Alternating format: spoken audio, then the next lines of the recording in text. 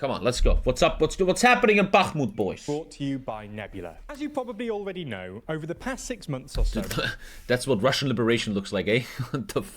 I don't... Holy sh**. They're playing real-life Call of Duty over there, I swear to God. Much of the fighting in Ukraine has been centered around Bakhmut, a town in Donetsk Oblast with a pre-war... I have a question for military doctrines, and I know you guys are all military generals and military geniuses. And why is all the fighting about Bakhmut? Why do you have in war certain cities that are so monumental and important? Why is Bakhmut so important? Why is the fighting in Bakhmut and not somewhere else? Aren't the supply lines like behind anyway? Aren't the railways behind? It's a logistical point. Why is it a logistical point? Because there's railroads there? But I don't understand that. Shouldn't you then just bomb the railroad and the value of Bakhmut is gone? You send one fighter, boom, your railroad is gone. Bakhmut doesn't matter anymore. Railways are very easy to fix. You can easily fix them. For a population of about 70,000. Since capturing Soledar in late March, Russian forces, led by the Wagner group, have been making painstakingly slow progress in the town, using human wave attacks to wear down the Ukraine. Jesus, man. 2023, they're using human wave attacks. And the Russian public doesn't know about it, or they're too blind for it, and they cheer for Putin, man. He's throwing your people into this shit, man. Russians and Ukrainians will have a generational trauma for fucking 100 years, man. Ukrainians. A couple of weeks ago, it looked like the Russians might be about to finally capture the town. They pushed the Ukrainians to the westernmost suburbs and cut off most supply lines into the town. Have you seen that fucking drone strike on the Kremlin? Dude, I said this on Twitter. I'm dead serious. You can't make this up. A 12-year-old in a HOI4 roleplay game comes up with better false flag attacks to justify his roleplay actions in a HOI4 game than Russia is doing in real life. A drone is flying on the Kremlin. Boop. Oh, that was Zelensky. Oh, we got it. Oh, that was Zelensky. Yeah, we're living in a TV show. I'm fucking telling you. I'm starting to. My fear is that the Russian organization, the people that lead Russia, they are 50 years behind. They're still living in the fucking 50s, man. However, in part because of growing divisions between... Grisha made a picture of that guy, right? Grisha talked to this guy. However, in part because of growing divisions between Wagner and the Russian Ministry of Defense, who really hate Wagner at the moment, and have apparently refused to supply them with ammunition or air support. Yeah, get Russia. Go yourself up, you retards. They're just like the fucking Nazis, man. They're now having this internal struggle and shit. The Wagner advance once again stalled. If this wasn't bad enough news for the Russians, on Monday, the White House told reporters that they believe the Russian effort in Bakhmut was, quote, exhausted, and the Ukrainians began their own counterattack. Wagner's like the Russian SS. Like in a way, yeah, he's like, what's his name? Himmler? So in this video, we're going to look at how the Russian advance stalled, the furious row going on between Wagner and the Ministry of Defense, and Ukraine's recent counterattack. I really hope they don't assassinate him, right? They're trying imagine you're Zelensky, man. They tried to assassinate him for 1 year now, man. His defenders must be fucking sweating all the time. It would be very sad plot twist if they fucking get him. Before we start, if you haven't already, please consider subscribing the Ukrainians to the west side of the Bakhmutka River. In early April, they pushed the Ukrainians to the west side of the T05 road.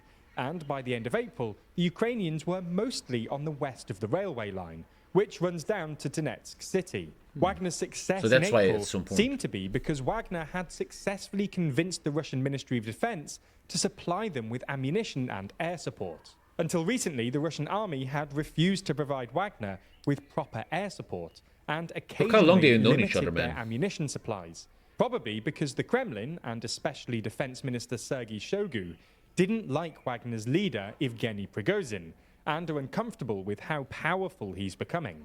This changed in April. Wagner got all the ammunition they needed, and Russia started using its air force to attack Ukrainian positions in and around Bakhmut. In practice, this meant that the Ukrainians... I'm not fighting there, but do you guys have the same for last year? I'm so scared Ukraine loses this. I'm genuinely scared. I'm not a guy that's scared about a lot anymore. I'm old, I'm ready to die, but I'm so scared Ukraine gets fucked. That scares the fuck out of me. But so far, they've been doing very well. ...were confined to just the west. Because I think if Ukraine would fall, it will be... I always like to think about our history in a history book in 100 years. You know, when you're in school, you open a history book, you read about the Nazis, about the Romans, etc. What will history tell you, right? And I think if the West lets Ukraine fall, that will never be forgotten in history. That will be the moment where democracy and the Western society has really, really failed heavily, man, you know? Westernmost part of the city. And I think we should make sure that history books will not say that. The Ukrainians were no longer at risk of an encirclement, which is what analysts were worrying about. I think we're living in I'm not an expert, this is just me babbling. I think we live in a time where we finally see, look, after World War II, the world has belonged to capitalism. Capitalism has won the Cold War, right? But we're now in a new war, which is Western lifestyles against autocratian democracy lifestyles, China and Russia. And we're now at the crossroads in history where we decide, is the West going to give away its leading role to, for example, China? Not Russia, that's for sure. Because all the bad decisions that corrupt politicians and weak politicians are doing. Or is the West and its life standard going to show they're still rank 1? We're going to figure it out in the next years. About earlier this year. But it did mean that it looked like Wagner were on their way to capturing the town.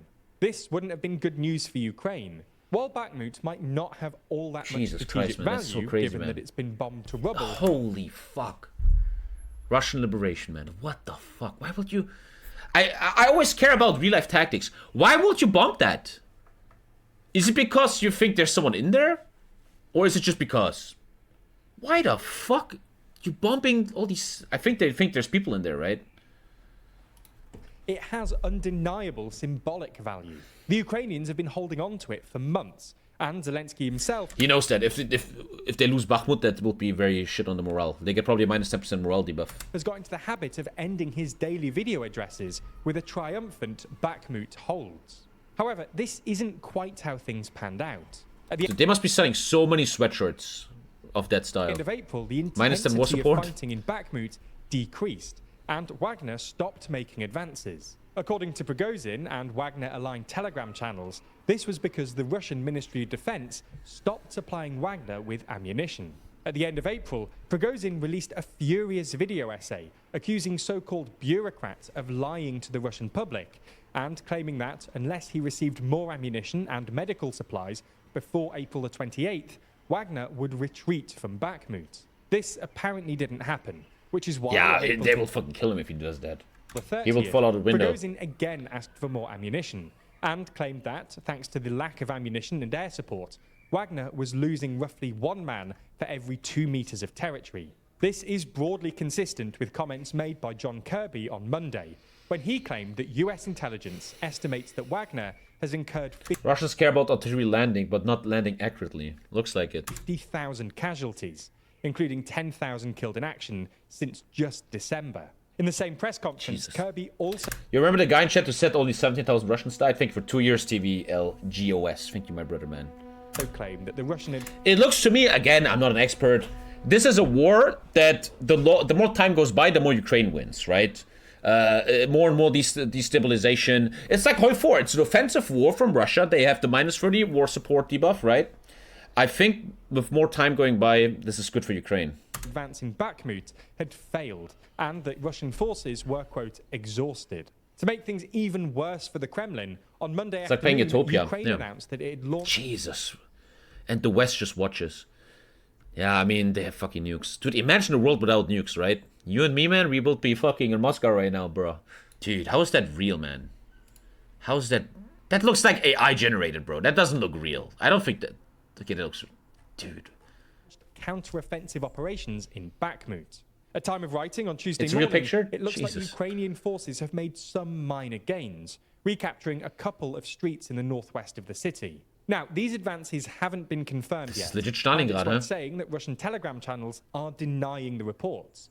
But the claims are at least plausible, given that Prigozhin himself was predicting a counter-attack in Bakhmut. Yesterday, a guy on Twitter called me racist for calling Russians orcs. Like, I think he actually meant that. I think he wasn't sarcastic. As last week. So, what does all this mean? And what happens next? Well, unless Wagner collapse, Ukraine are unlikely to completely recapture Bakhmut. Recapturing Bakhmut would be a... What I'm wondering is, I heard this news a month ago that a lot of Ukrainian soldiers are coming to Ukraine now that were trained in the UK, in the West, and USA. You know, there was these Ukrainian soldiers that got training on different equipment from the West, and now they're coming home.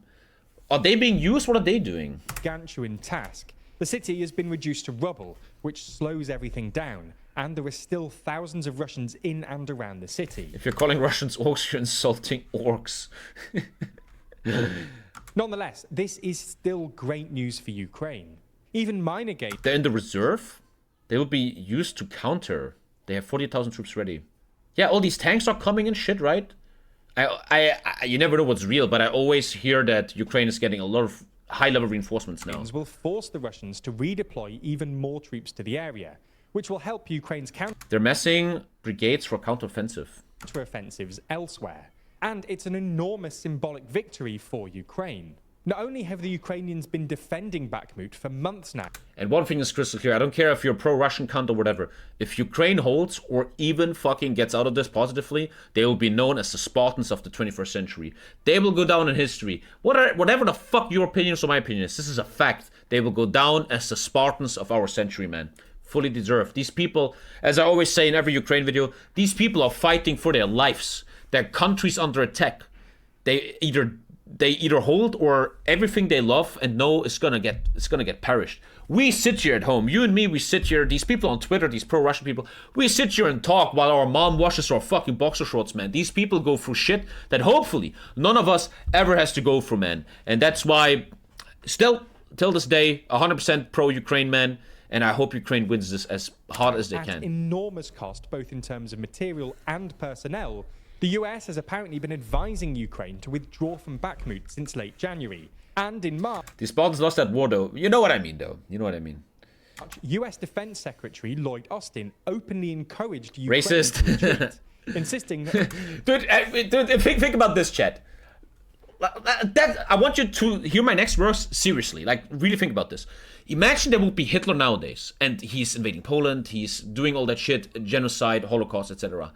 There will probably be people in the allied forces, on the allied countries, that will be like, don't be racist, man, you know. There will be people on Twitter, you know, Germany is winning, we should just give up, man. There will be people pro Hitler Germany on Twitter and stuff. That will totally be a thing.